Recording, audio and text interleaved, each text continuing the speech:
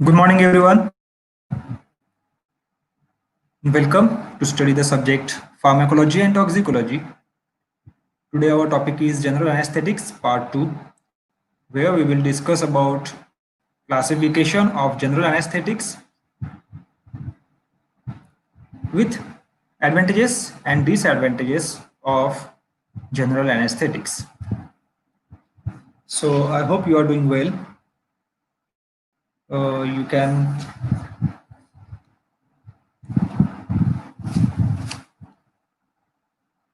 okay. So, if you are getting my voice, if I am audible, comment yes in chat box so that we can proceed for lecture.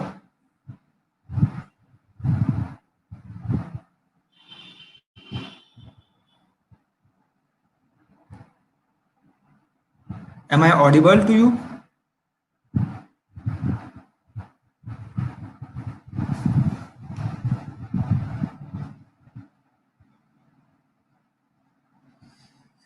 Okay, so in previous lecture we started new topic, that is general anesthetics. Okay, where we saw its definition. Let's have a quick review. Okay, let's revise the topic shortly. What we saw about anesthesia and anesthetics, that anesthesia means reversible loss of sensations. Particularly, we want loss of pain sensation here, right? So anesthesia means reversible loss of pain sensation, and the agents which produce reversible loss of sensation are called as anesthetics. Okay, we saw that there are two types of anesthetics which can be used for reversible loss of sensations. First, general anesthetics, and second is local anesthetics. General anesthetics means drugs which not only produce loss of sensation, but it also produce loss of consciousness.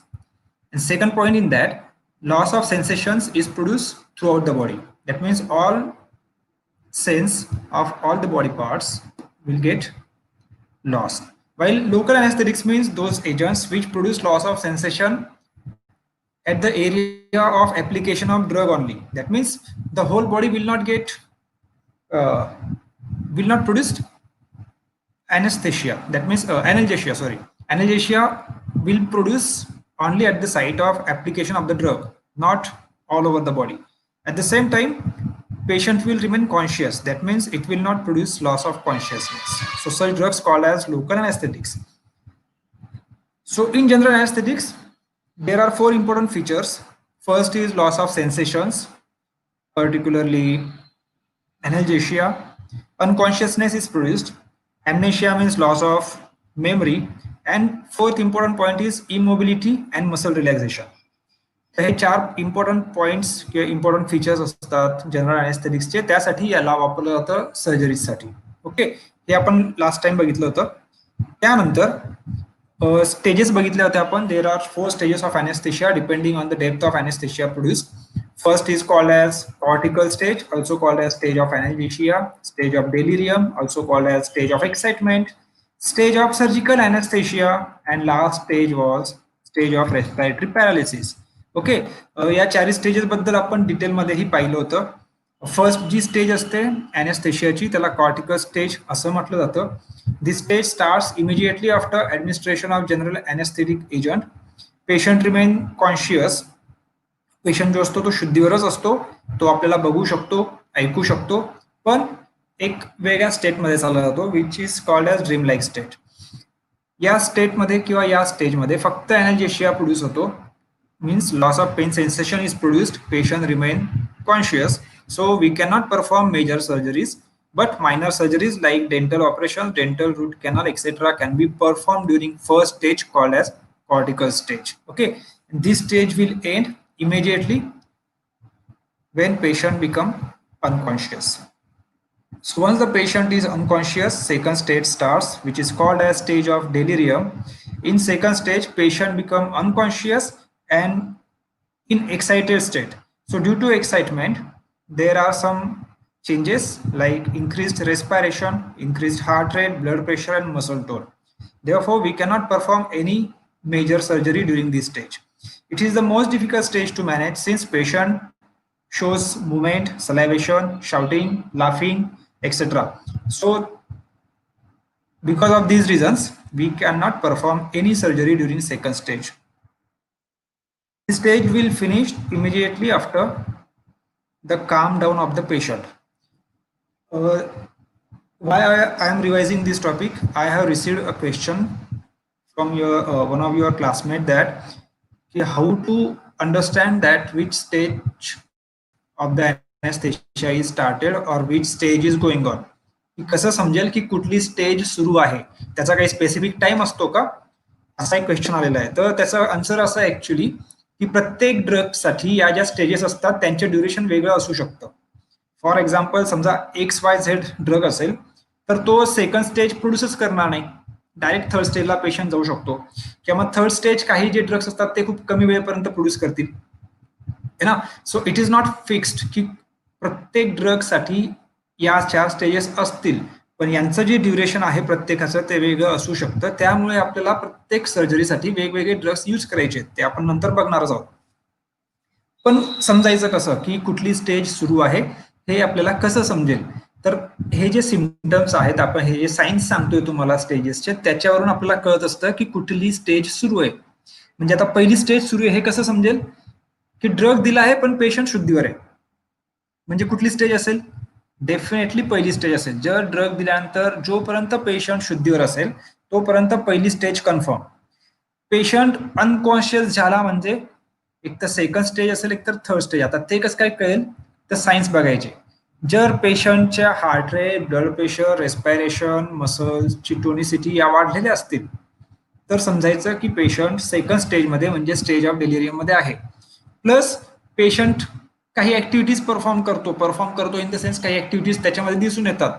मग कुठली, तर compulsory सर्व होईल असं काही नाही है ना, की मुवमेंट पण करेल, सलायवेट पण करेल असं नाही, पण एखादी ऍक्टिव्हिटी तो याच्यातली करू शकतो. जसं मुवमेंट होईल त्याच्या बॉडीची.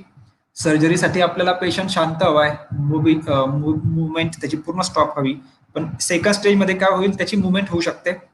किंवा मग सलायवेशन होऊ शकतं, तोंडातून सलावा येऊ शकतो, किंवा काही वेळेस वॉमिटिंग सुद्धा होते पेशंटला. शाउटिंग म्हणजे ओरडतो तो पेशंट, रडतो, क्राय, लाफ, तर त्या स्टेजला आपण काय म्हणणार, सेकंड स्टेज म्हणणार. मग त्यासाठी आपल्याला कसं काय कळेल की सेकंड स्टेज सुरू आहे. जर याच्यापैकी कुठलेही सिम्पटम्स असतील तर समजायचं की सेकंड स्टेज आहे चालू, त्याच्यामध्ये आपण सर्जरी करू नाही शकत. मग ही स्टेज कधी संपते सांगितलं, the stage ends with starting of stage of surgical anaesthesia. Surgical anaesthesia सुरू झाली म्हणजे ही स्टेज संपेल. सर्जिकल अनेस्थेशिया म्हणजे काय की अशी स्टेज ज्याच्यामध्ये पेशंट जो असतो तो आता एकदम शांत होऊन जातो. सेकंड स्टेज मध्ये ज्या ऍक्टिव्हिटीज होत्या त्या सर्व थांबतात, म्हणजे थर्ड स्टेज सुरू झाली. आता थर्ड स्टेज सुरू झाल्याचं लक्षण काय असणार, तर पेशंट शांत असेल, रेस्पिरेशन नॉर्मल असेल, पूर्णपणे रिलॅक्स झालेला असणार, वॉमिटिंग किंवा सलायवेशन होणार नाही, patient is immovable, respiration is depressed, म्हणजे रेस्पिरेशन जे फास्ट झालं होतं सेकंड स्टेज मध्ये ते आता शांत झालेलं असेल, कारण पेशंट आता सर्जरीसाठी तयार झालेला आहे. ओके, पेशंट इज अनकॉन्शियस, तो तर सेकंड स्टेज मध्ये झाला होता. तर असे जर सायन्स असतील तर त्याच्यावरून आपल्याला कळतं की पेशंट जो आहे तो थर्ड स्टेज म्हणजे सर्जिकल अनेस्थेशियामध्ये आलेला आहे आणि आपण आता इकडे सर्जरी करू शकतो. ओके, मग आता सर्वात जास्त वेळ ही स्टेज चालणार आहे, कारण सर्जरी करायची म्हणजे सर्जरीचा काहीतरी वेळ लागतो है ना. काही लहान सर्जरी असतील समजा अर्धा तासाच्या, 10 मिनिटाच्या, 20 मिनिटाच्या, काही सर्जरीज मोठ्या भरपूर वेळपर्यंत चालतात. ऐकलं असेल तुम्ही की 2 तास सर्जरी चालली, 3 तास सर्जरी चालली. इतक्या वेळेपर्यंत तो जो पेशंट आहे तो थर्ड स्टेज मध्ये असायला हवा, राईट. मग असा ड्रग सिलेक्ट करावा लागेल जो सर्जिकल अनेस्थेशियाची स्टेज जास्त वेळपर्यंत प्रोड्यूस करू शकतो, किंवा मग त्या ड्रगला कंटिन्युअसली देत राहावं लागेल जोपर्यंत आपल्याला सर्जरी परफॉर्म करायची. ओके, मग आता ड्रग जर कंटिन्यू दिला जातोय थर्ड स्टेज मेंटेन करण्यासाठी, तर जसा जसा ड्रगची ऍक्शन कंटिन्यू होत जाईल तसा तसा पेशंटमध्ये काही चेंजेस होत जातील अजून. म्हणजे आता रेस्पिरेशन कमी केलं ना या ड्रगने. डेफिनेशन मध्ये काय म्हटलं आपण, general anaesthetics are the drugs which depress the CNS. तर ब्रेन डिप्रेस होतोय आणि आपण ड्रग कंटिन्यू देत जाऊ तर ब्रेन अजून डिप्रेस होत जाईल आणि जसा जसा ब्रेन डिप्रेस होत जाईल तसे तसे हे जे सायन्स आहेत त्या प्रकर्षाने जाणवतील, अजून जास्त वाढत जातील आणि त्याच्यामुळे या ज्या स्टेज आहे थर्ड स्टेज त्याला पुन्हा 4 प्लेन्समध्ये डिवाइड केलं गेलंय. ओके, प्लेन 1, प्लेन 2, प्लेन 3 आणि प्लेन 4. आता हे प्लेन्स कसे ओळखायचे, तर या प्लेन्स मध्ये पण काय होतंय की थोडे सिम्पटम्स जे सायन्स जे आहेत अॅनेस्थेशियाचे ते थोडे चेंज होत जातील. किंवा समजा रेस्पिरेशन नॉर्मल असेल तर त्याला आपण प्लेन 1 म्हणतो. ओके, की सेकंड स्टेज मध्ये काय झालं होतं, रेस्पिरेशन जास्त झालं होतं नॉर्मल पेक्षाही, ते आता नॉर्मल झालं म्हणजे समजायचं की स्टेज ऑफ सर्जिकल अॅनेस्थेशिया सुरू झाली, म्हणजे प्लेन 1 सुरू झाला. मग याच्यात जनरली काय होतंय, सर्व नॉर्मल दिसेल आपल्याला. हार्ट रेट नॉर्मल असेल, ब्लड प्रेशर नॉर्मल असेल, रेस्पिरेशन नॉर्मल असेल, आयबॉलची मुवमेंट थोडी फास्ट होऊन शांत होऊन जाते. तर हे सगळं आपल्याला ज्या स्टेजमध्ये ज्या प्लेनमध्ये आढळतं तेच ते प्लेन 1. ओके, रेस्पिरेशन नॉर्मलला आलं, जे वाढलं होतं म्हणजे कमी झालं ते पण आता. मसल्स टोन वाढली होती ती कमी झाली, म्हणजे आता मसल्स रिलॅक्स व्हायला सुरुवात झाली. ब्लड प्रेशर आणि हार्ट रेट जे वाढले होते ते आता कमी व्हायला सुरुवात होतात आणि या प्लेनमध्ये नॉर्मलला येऊन थांबतात. तर ज्यावेळेस पेशंटचं सगळ्या ऍक्टिव्हिटीज नॉर्मल असतील, पेशंट अनकॉन्शियस आणि एकदम शांत पडलाय, ती झाली प्लेन 1. ओके, मग इथे आपण सर्जरी सुरू केली समजा. ओके, किंवा मग ड्रग्सची ऍक्शन कंटिन्यू राहिली, अॅनेस्थेटिक ड्रगची ऍक्शन वाढत गेली याच्यानंतर पण, की अॅनेस्थेशिया आपण कंटिन्यू ठेवला, तर मग काय होईल, ड्रगची ऍक्शन तर दिसेल, ड्रग ब्रेनला डिप्रेस करेल आणि पेशंट जो असेल तो रेस्पिरेशन जे हळूहळू कमी होत तो ते अजून कमी होईल. रेस्पिरेशन आता डीप आणि डिप्रेस्ड होईल.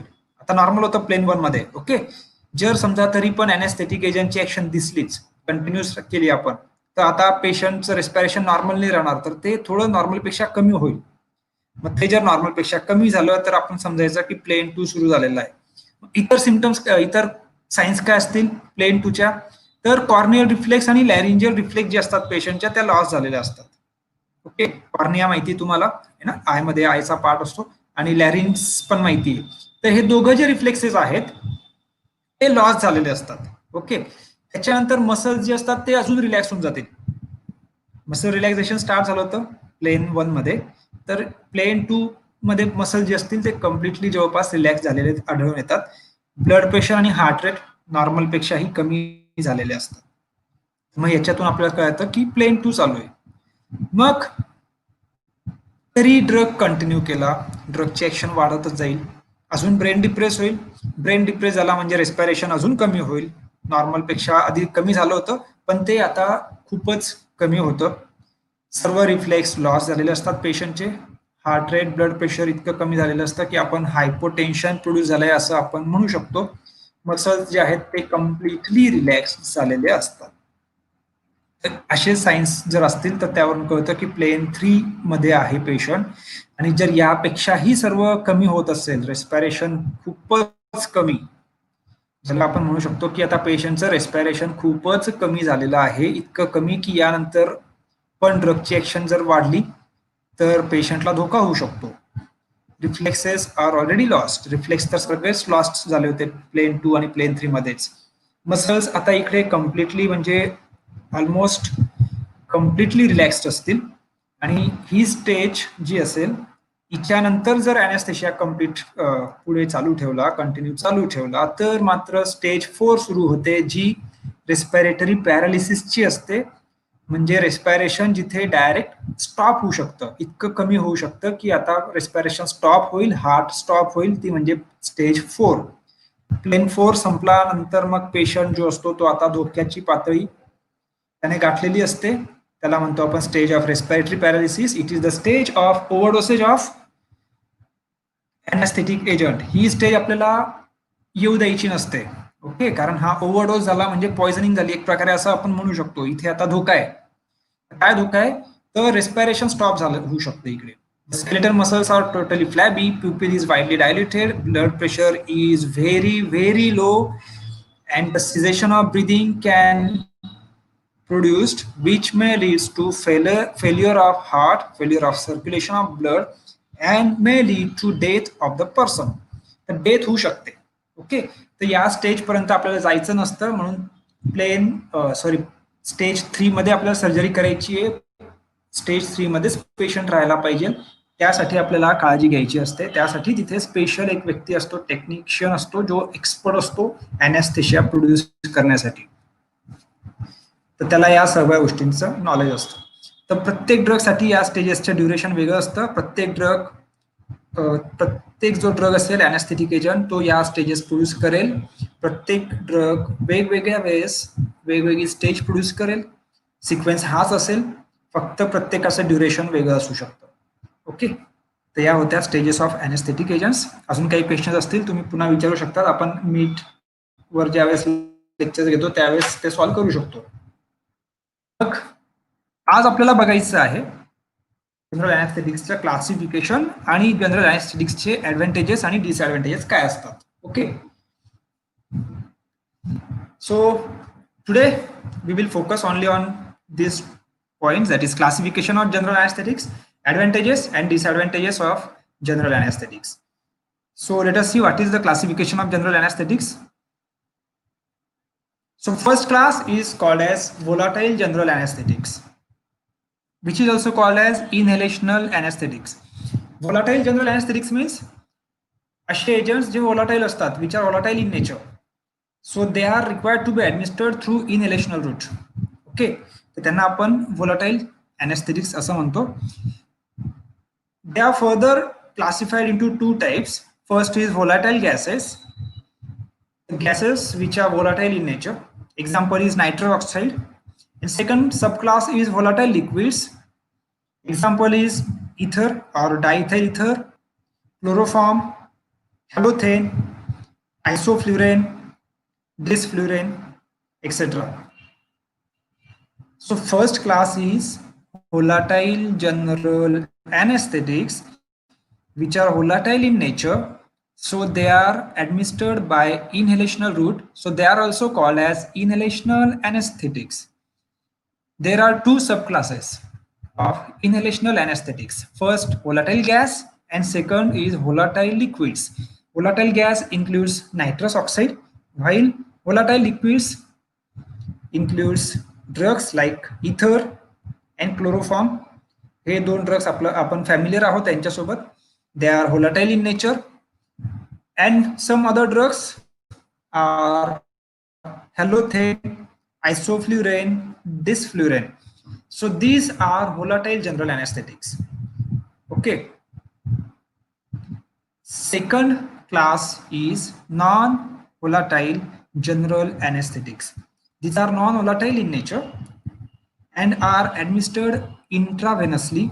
Therefore, they are called as intravenous anesthetics. दोनच क्लास आहेत. पहिला आहे volatile and second is non-volatile.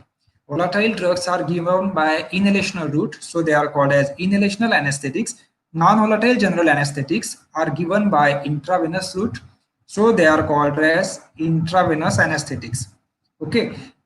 Now, non-volatile general anesthetics are again divided into subclasses. First subclass is ultra short acting barbiturates. Example includes thiopentrone and methotrexate. These are the examples of ultra short acting barbiturates which are used as general anesthetics. Second subclass is non-barbiturate hypnotics. Example is etomidate, diazepam, fentanyl. So these are non-barbiturate hypnotics. Third subclass is dissociative agents. Example, ketamine. Okay, so this is second class, that is non-volatile general anesthetics, which are administered by intravenous routes. So they are called as intravenous anesthetics. There are again three subclasses: ultra-short acting barbiturates, non-barbiturate hypnotics, and dissociative agents. Ultra-short acting barbiturates includes thiopentrone and methotrexate.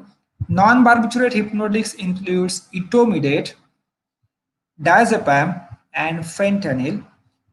While dissociative agent, it is the third subclass of intravenous anesthetic, and example include ketamine. So this is the second class. So there are two classes of general anesthetics.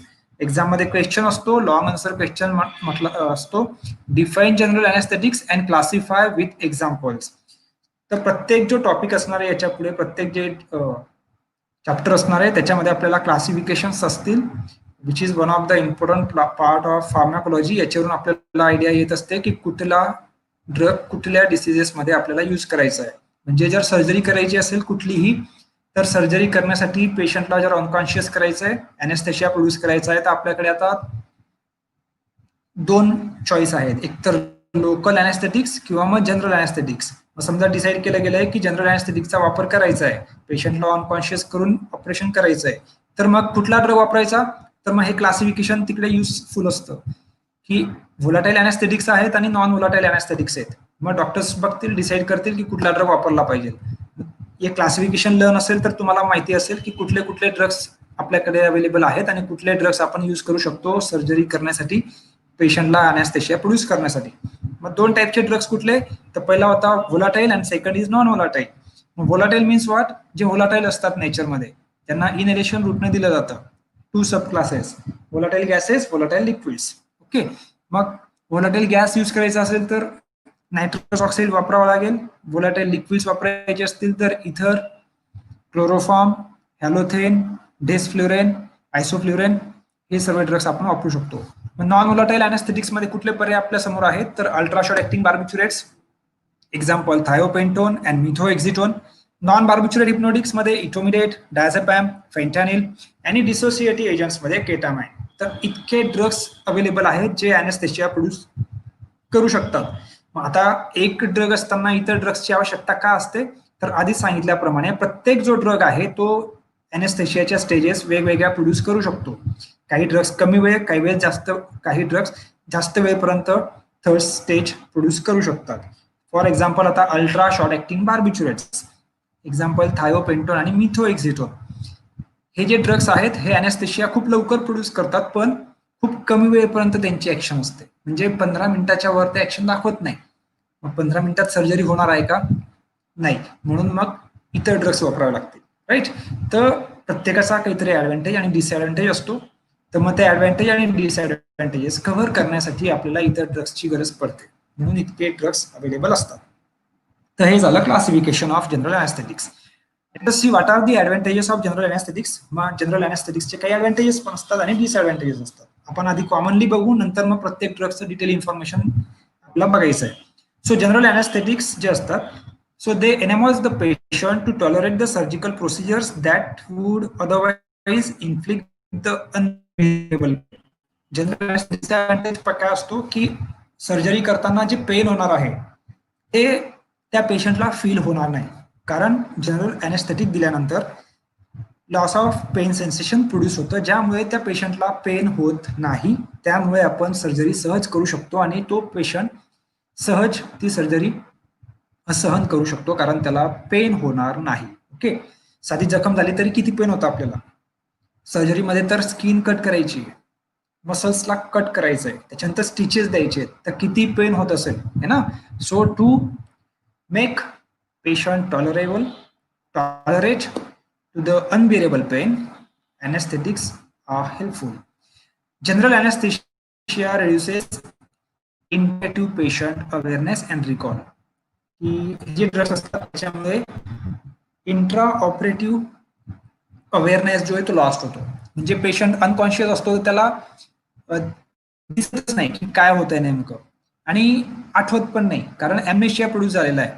तर त्यामुळे काय होतं की पेशंटला काहीच आठवणार नाही आणि त्याला ऑपरेशनच्या वेळेस काय झालं हे दिसणार पण नाही. त्यामुळे त्याचा जो नर्वसनेस असतो ऑपरेशनच्या वेळेस, जे इंटरफेअर केलं असतं त्याच्या नर्वसनेसमुळे, तर त्या गोष्टी कमी होतात. म्हणजे काय की समजा ऑपरेशन चालू आहे, पेशंट शुद्धीवर राहिला असता, तर काय झालं असतं की ते ऑपरेशनची प्रोसेस बघून, समजा आता लोकल अॅनेस्थेटिक पण आहेत ना आपल्याकडे, लोकल अॅनेस्थेटिक देऊन फक्त तितकाच एरिया जो आहे त्याचं सेन्सेशन लॉस करून ऑपरेशन करायला काय हरकत आहे. पण त्यामुळे काय होतं की पेशंट जर शुद्धीवर असेल आणि त्याने तो जर ऑपरेशन बघत असेल, तर काय होऊ शकतं की त्याला भीती प्रोड्यूस होऊ शकते, भीती निर्माण होऊ शकते किंवा नर्वसनेस असू शकतो, आणि याचा इफेक्ट त्याच्या इतर बॉडीच्या ऑर्गन्सवर, म्हणजे हार्ट रेट वाढेल, है ना, हार्ट रेट, ब्लड प्रेशर होईल, आणि हार्ट रेट, ब्लड प्रेशर किंवा फिजियोलॉजिकल पॅरामीटर्स जर चेंज झाले तर त्याचा इफेक्ट सर्जरीवर होऊ शकतो. आणि कॉम्प्लिकेशन्स वाढू शकतात, म्हणून पेशंट अनकॉन्शियस असणं गरजेचं असतं. So it is the second advantage. It allows the proper muscle relaxation for the prolong period of time. Surgery करताना जे मसल्स आहेत ते जितके रिलॅक्स असतील तितके इझिली त्यांच्यावर आपल्याला ऑपरेट करता येतं. तर हा पण एक अॅनेस्थेटिक एजंटचा ॲडव्हान्टेज असतो. But at the same time, there are some disadvantages of general anesthetics. Like general anesthesia requires the increased complexity of care and associated cost. Why? Because it requires some degree of pre-operative patient preparation. He cost वाढतो. कसा वाढतो? कारण anaesthesia produce करण्याच्या अगोदर सुद्धा आपल्याला अगोदरपासूनच काही प्रोसिजर कराव्या लागतात ना. जसं ऑपरेशन करायचं असेल तर स्टमक खाली करावं लागेल किंवा मग काही ड्रग्स आधीच द्यावे लागतील अॅनेस्थेशिया देण्याच्या अगोदर, तर त्याच्यामुळे त्याचा कॉस्ट वाढतो. Anaesthesia requires special team of doctor and technicians. जसं आधी सांगितलं की डॉक्टर जे असतील सर्जन करतील. अॅनेस्थेशिया प्रोड्यूस करण्यासाठी तिथे एक वेगळा टेक्निशियन त्याचा लागतो. ओके, तर तो एक disadvantage. It requires complex and costly machinery. Anaesthesia produce करायचा म्हटला म्हणजे काही मशिनरीजची गरज पडू शकते, त्याच्यामुळे त्याचा कॉस्ट वाढतो. It carries the major risk of myocardial infarction or the stroke and it causes malignant hyperthermia. तर हे काही त्याचे डिसएडव्हान्टेजेस, की अॅनेस्थेशिया प्रोड्यूस करायचा असेल तर कॉस्ट जास्त असेल. का? कारण डॉक्टर्सची एक वेगळी टीम तिथे टेक्निशियनची लागेल जे तिकडे लक्ष देतील कायम. त्याच्यानंतर मशिनरीची गरज पडू शकते, त्याच्यामुळे पुन्हा कॉस्ट वाढतो. And it carries some risk, की काही साईड इफेक्ट काही ड्रग्सचे काही अॅनेस्थेटिक एजंट्सचे होऊ शकतात, जसं मायोकार्डियल इन्फार्क्शन किंवा मग मॅलिग्नंट हायपरथर्मिया किंवा मग इतर प्रत्येक जो एजंट आहे त्यांचे आपले वेगळे काही सिम्पटम्स प्रोड्यूस होऊ शकतात जे आपण इंडिव्हिज्युअल ड्रग्सच्या वेळेस बघणार आहोत. Okay, so these are the advantages of general anaesthetics. तर हे सगळं कन्सिडर करून आपल्याला अॅनेस्थेशिया प्रोड्यूस करायचा असतो, जेणेकरून पेशंटला अॅनेस्थेशियाची प्रोसिजर पण सेफ राहील आणि सर्जरी पण सेफ राहील. तर ते अचीव्ह करण्यासाठी मग आपल्याला काय करावं लागतं, कसं करावं लागतं, ते आपण प्रत्येक इंडिव्हिज्युअल ड्रग्सच्या वेळेस नेक्स्ट सेशनमध्ये बघणार. इकडे आपण थांबूया. आज आपण क्लासिफिकेशन बघितलं, जो इम्पॉर्टंट पॉईंट आहे. क्लासिफिकेशन व्यवस्थित दोन classes, volatile अॅनेस्थेटिक्स and non volatile अॅनेस्थेटिक्स. Okay, आणि हे काही ॲडव्हान्टेजेस आणि डिसएडव्हान्टेजेस ऑफ जनरल अॅनेस्थेटिक्स. तर इकडे आपण आज थांबू, बाकी नेक्स्ट लेक्चरला पाहूयात. तोपर्यंत घरी राहा, सुरक्षित राहा, टेक केअर, बाय.